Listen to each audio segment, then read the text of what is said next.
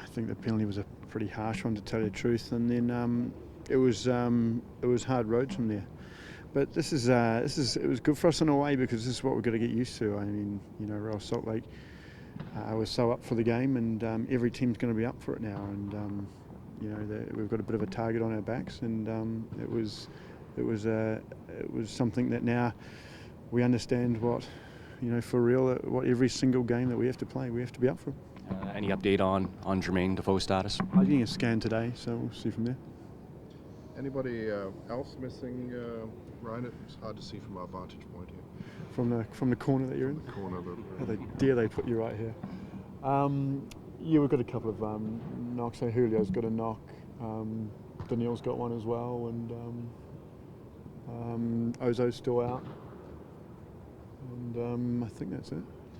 How is Julio? I understand he had a pretty big bump on his leg. It looked nasty at the time, but he stayed in.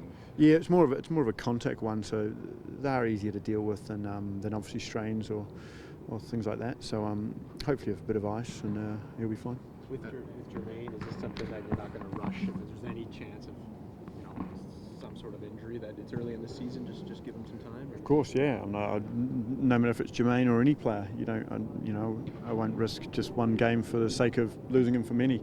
So of course, whether it's a goalkeeper, whether it's Jermaine Defoe, or whether it's anybody, we never risk them just for small term games kind of thing. Do you feel like if he's out, the club's built up enough that, losing Jermaine or whatever this weekend against Columbus, you should still expect to go in and win the game? Of course, hopefully. We're going to lose these guys. We're going to lose Julio. We're going to lose Michael. We're going to use Daniel Henry. We're going to lose all these individuals. I've always said to you guys that the strength of an MLS squad is not in its 1 to 11. It's in its 12 to 18. 12 to 20. It shows you, and that's the most mature teams in the MLS who do it consistently year in, year out, are the deepest. And so that's the one thing that we've got to get good at. Is there any concern with Jermaine? Is this hamstring connected to the issue that kept him out at Spurs for a while? No connection. This is what we also have to worry about with players who are not used to this league is the travel, is the altitude, is the artificial training that we have to deal with at the moment, that these players have never had to deal with. So it's frustrating for us because we want to work on so much, but again, it takes a toll playing on an artificial, and when players aren't used to it as well, it kind of impacts that even more. So he's having the scan today? Yep. Yeah. So would you list him as questionable right now, or you're just kind of waiting to see the results and then? I don't want to say anything that's lead you down one way, so we just have to wait for the scans to come back to tell the truth, mate. Hopefully it's clear. Sorry, not to cut you off. The Caldwell foul and Grabavoy, any sort of indication from the league if they're looking into that, going to take supplemental action like they did last week? Yeah, I wouldn't be surprised if they look into it. The worrying thing is that, because the referee saw it, he saw it with his own eyes, the worrying thing is the league starts, jumping in on every single thing, especially when the referee sees it. And I think when they start jumping in on the referees, it kind of undermines them a wee bit and kind of sets a precedent, because then when do you stop? And then every single thing can, that the referee's seen or hasn't seen can be jumped upon, and so it's I think it's a dangerous road to go on, especially when the referee's seen his own eyes, and off he goes. But it's up to the guys, up to the MLS, and it's up to the guys in charge. But hopefully they don't undermine the referee again. What do you think was the correct sanction for a tackle of that ilk? Well, again, it happens so quickly. It's hard for me to see it, hard for the referee. It just happens. But these happen all the time, don't they? It's a contact sport, and things are going to happen in a split second. If you slow it down and you watch it 10 times, 20 times, every single tackle and every single play looks bad. And then when the only worry about what I have is, this is the worry that happened in England when I was there, because they were doing this in England 5, 6, 7, 8 years ago. There's precedent that was set, and so where does it stop? Because then everybody has a case to argue it. And then when does it stop? When does it stop? It just keeps snowballing. And if they keep going this way, they'll learn the lesson that hard way as well, because I guarantee every single club will start complaining about something. And then they'll always go back because the precedent that's been set. So it's a dangerous road to take, in my opinion. But obviously, safety of all players is paramount, of course, and the game has to be clean and all that kind of stuff, of course. But it's a treacherous path when you start kind of overturning referees' decisions all the time. Osorio definitely out for Saturday then? We'll see. He's very, very questionable. Okay. Very questionable. What is the key for Saturday? How do you get back in the win column? Is it simply just limiting the mistakes that you guys made? Yeah, that's probably disappointing. It was a bit uncharacteristic. The goals we let through, that was the disappointing thing about it. The good thing about it is we looked dangerous. We looked like we were going to score goals. The ball just never really fell our way. I feel. To be fair, do we deserve to win? No. I think all the guys understand that. And we've got to understand that every single team's going to come at us and going to come at us hard now.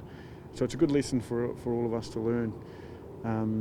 But no, the guys trained hard. We'll get back to work. We'll roll our sleeves up and we'll keep going. By the way, if I'm standing here with 6 points after 3 games, I'd taken it in a heartbeat, especially against those teams. And Real Salt Lake, they've been together for I don't know how long, for years and years and years. Where we haven't put out one starting 11 that's the same since this year.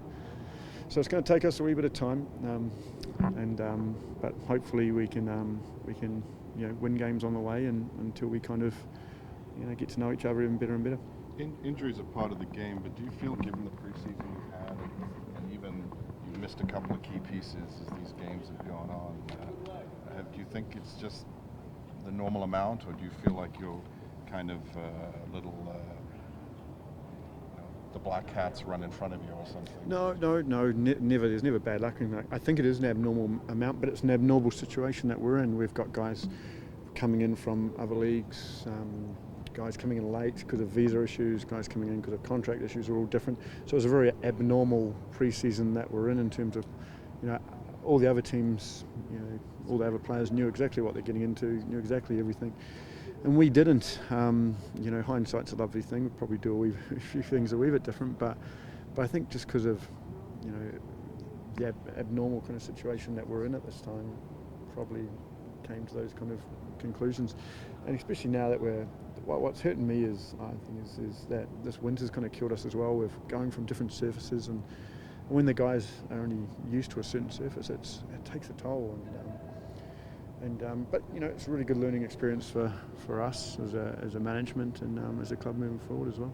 After what you went through last year, I know you're focusing on your team, but do you have any sympathy for your counterpart with the Leafs and what they're going through right now and the scrutiny that they're going through? Oh yeah, definitely. I mean, I feel for everybody at the Leafs. I mean, I know the coach and the players,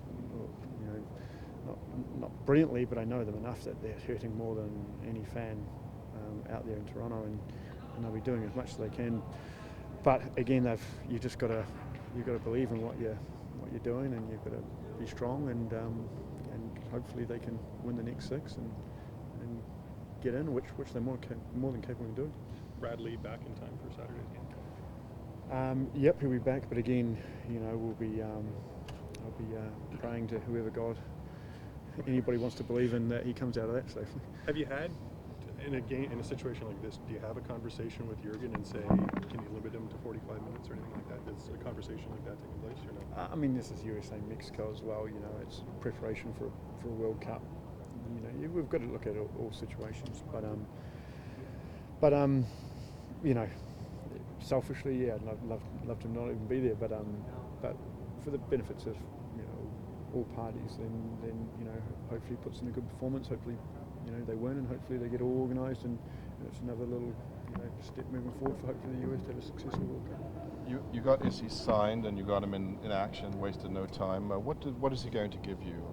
I think you saw, just briefly, another player that hasn't played any games, but I think you saw just briefly what he can bring. He's very energetic and he's very comfortable on the ball, and he can take players on. This is a guy who hasn't played in a proper game in a long time as well. So we're a bit like that at the moment, but really pleased with him, and he's a lovely guy.